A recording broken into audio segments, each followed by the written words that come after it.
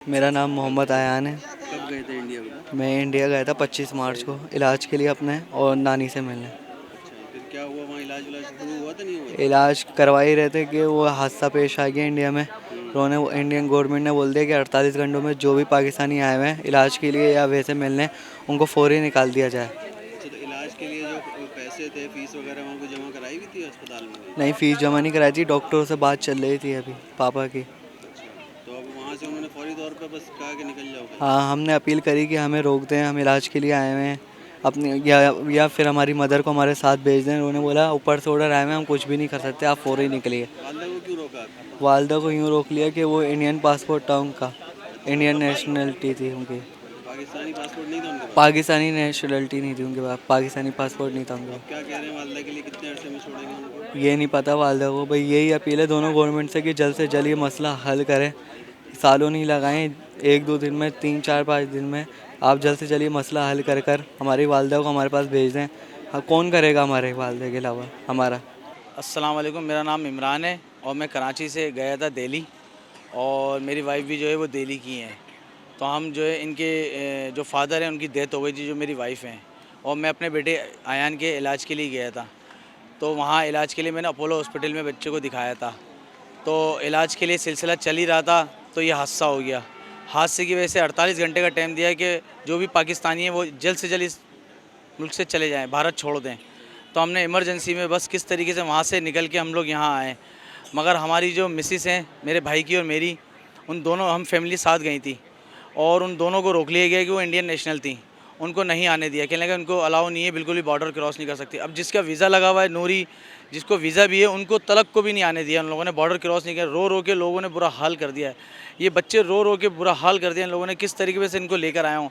हम दोनों भाइयों की फैमिली गई थी, उसमें मेरे बच्चे जो है वो 4 थे, और मेरे भाई के जो है वो 3 बेटे थे, 2 बेटियाँ थी, 1 बेटा था। मेरी 3 बेटे, 1 बेटी थी आयज़ा। लिहाजा उन 3 बच्चों को हम वहाँ छोड़ के आए, और हम वहाँ से आए चुपचाप के, वरना उन बच्चे जो है वो दूध पीते हैं, अगर बताते तो वो उनको भी भेज देते।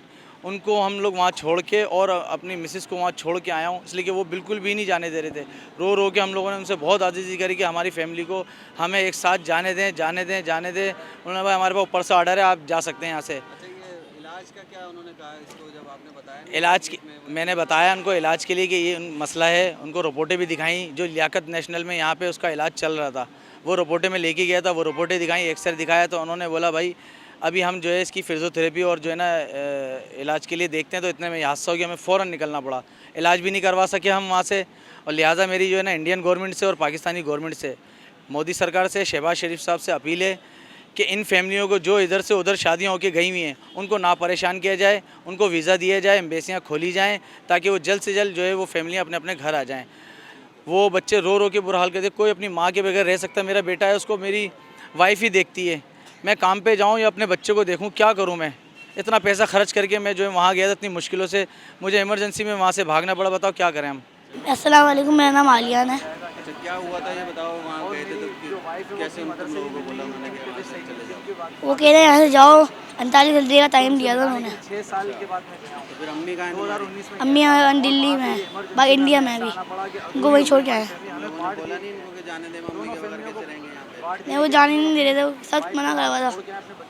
और इन्होंने बोला वो इंडियन वीज़ा, उसमें भी जाने नहीं दे रहे। वो कह रहे इंडियन वीज़ा नहीं जाने दे रहे। तुम लोगों ने बोला नहीं वहाँ किसी से, पुलिस से या किसी वहाँ के हुकूमत वालों से, किसी का भाई हम मम्मी यहाँ रह जाएंगे तो मैं वहाँ क्या करूँ अकेला? बोला था बहुत, मैं नहीं जाने दिया। क्या कहना चाहते हो दोनों हुकूमतों से?